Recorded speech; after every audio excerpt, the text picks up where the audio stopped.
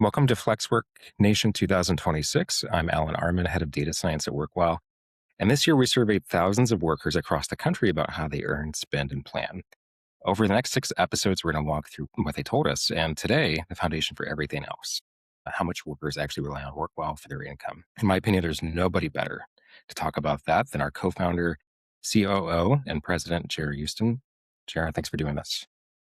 Hey, Alan. Thank you. Before we get into findings, when you think about someone relying on an hourly paycheck, what's the picture in your head, Jarah? So for me, the motivation for starting WorkWhile was really about where I grew up and how I grew up. My first job ever was at a fast food restaurant called Kenny Rogers Roasters, made famous by, I think there was a Seinfeld segment about it. It was a rotisserie chicken format and really taught me so much about responsibility, about customer service, about the human condition, and about hardworking people who are just trying to feed their families and doing all that they can. And that was really the motivation for starting WorkWhile, because traditional hourly jobs are challenging. You either have too many hours, not enough hours, you don't have a lot of say or control of your own destiny or your own schedule. And when you start to add things like school or family or elder care to the mix, it gets really, really challenging to survive on a traditional U2 hourly job. And so WorkWhile is a platform that allows people to create their own schedule, pick up shifts that work for them, and find a lot of other resources to help them earn a better living and live a better life. And so I was so excited by this year's annual report. This is our fourth annual report. And we surveyed over 3,000 workers, 3,083 workers to be exact, in English and Spanish around the country, and asked them, what is on your mind? How are you earning? How are you living? What's your point of view on the economy, on AI? And I'm excited to delve into the results with you. So let's get to the heart of it. When a worker picks up shifts on WorkWhile, how important is that money to their life?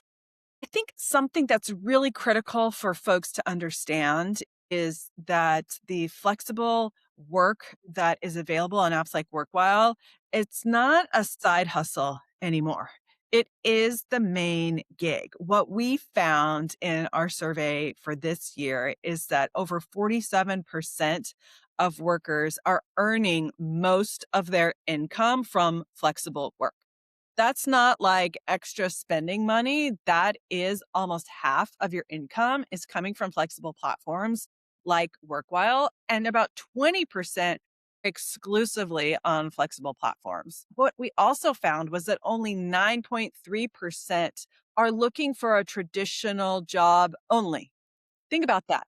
Less than 10% of workers want exclusively a traditional 9 to 5. That is just not how people can live their life in the year 2026. Post pandemic, everything that's happening in the economy, people need that flexibility. And the fact that less than 10% are actually looking for exclusively a traditional job was really mind blowing to me and shows how far we've come. But, the economics of hourly life right now are really hard.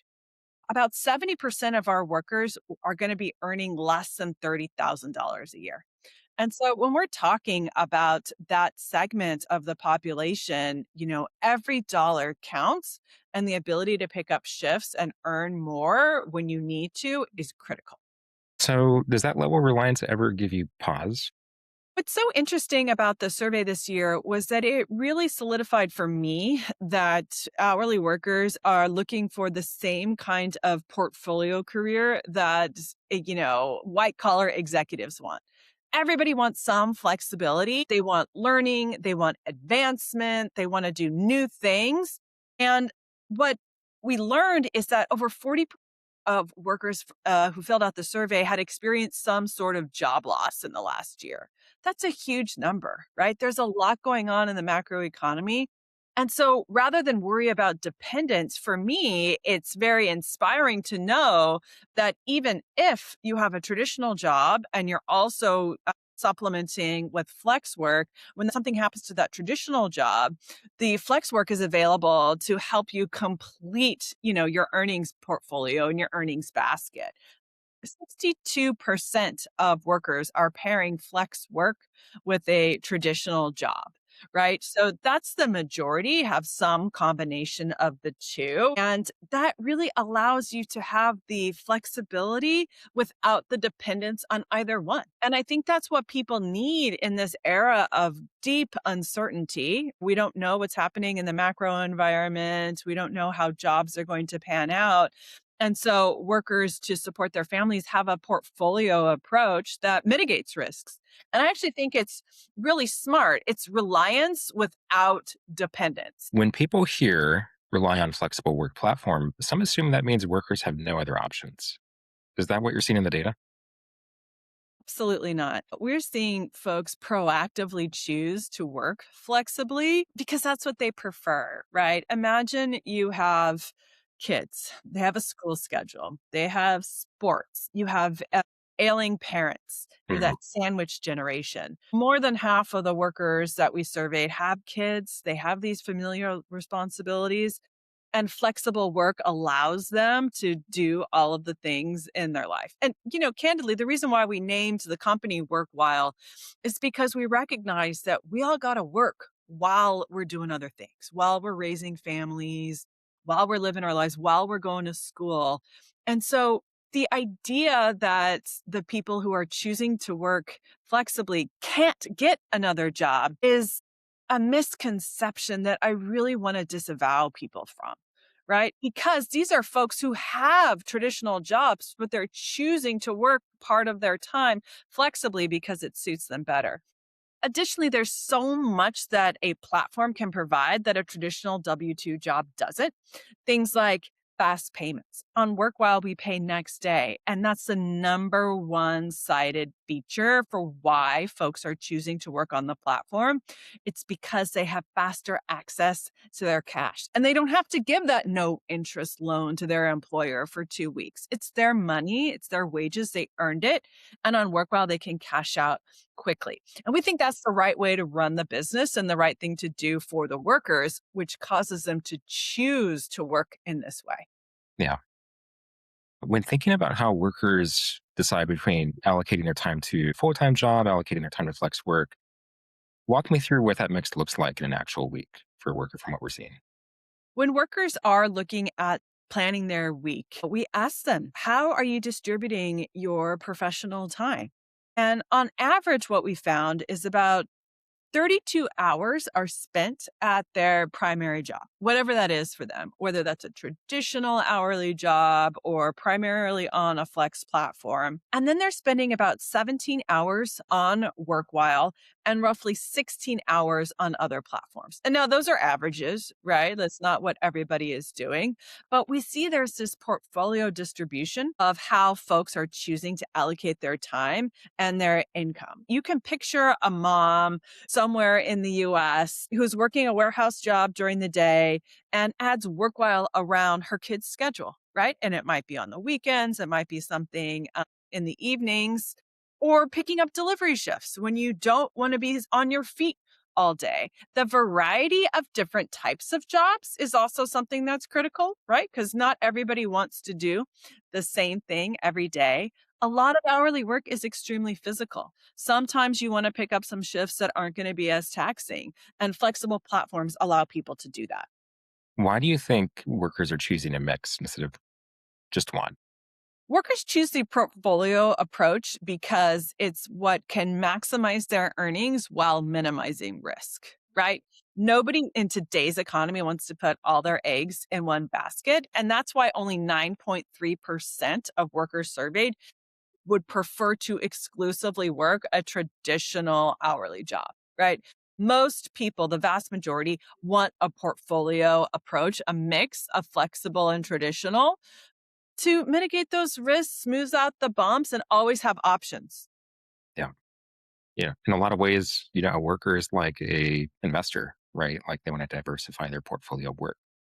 That's absolutely right. And having more options just means that depending on whatever life throws at you, you're able to meet your needs. What's really important to note is that folks are using WorkWhile as a way to get ahead financially. And I know that's something that we're going to talk about in future episodes. Okay, Jarah, one more angle. If a business is hiring from this workforce, what should this reliance data tell them? What should they know, right, about these workers? What should they see in this data that helps inform them? The reason we called the report Earn is the New Borrow is because what became abundantly clear from the survey data was that folks are choosing to work instead of use credit. And for me, that was such an important revelation that these shifts and the work that folks are sourcing via the WorkWhile platform are so critical to how they are paying for their lives. People are using the earnings from WorkWhile to pay rent, put food on the table. And what that means is they are reliable. Hmm. They want to show up. They want to work. I'm always blown away by the professionalism of workers on the platform, by the pride of their craft, and knowing how important it is that people would rather pick up an extra shift if they have a bill than put it on their credit card means they're going to show up when they say they will because it's of critical importance to them. It's not a casual thing. It's not spending money. People are paying down debt, paying for housing, paying for essential items. And so this work is important and they treat it as such. Yeah, the incentive and the income are aligned here, That's right? absolutely right. Jarah, the picture from episode one, for most of this workforce, work while earnings are essential to the bills, right? Nearly half of household income comes from flexible work. Workers have deliberately built that mix as their own form of security. That's absolutely right. Flexible work is critical for workers' livelihoods, and they treat it as something that is critical and important. 61.5% of survey respondents said that work while earnings are very important to paying bills. And what that means is if you don't show up to your shift, you're not going to be able to make rent. That kind of motivation and that kind of responsibility is really important for businesses to recognize. This is important to workers. And the reliability that comes from that is really, really important. 43% of income is spent on housing, according to the survey. And so this is something that is just so critical to workers. In addition, 67% of workers surveyed said that their top financial challenge was the rising cost of living. Hmm. Flexible work is a solution for a lot of people to the inflationary environment we've been in and prices that just seem to keep going up and up. Yeah, that is the key motivation for earn is the new borrow. And next time on Flexwork Nation, we're going to keep talking about more of these themes. For now, if you're interested, the full report is at workwell.ai. Thank you, everybody, for watching.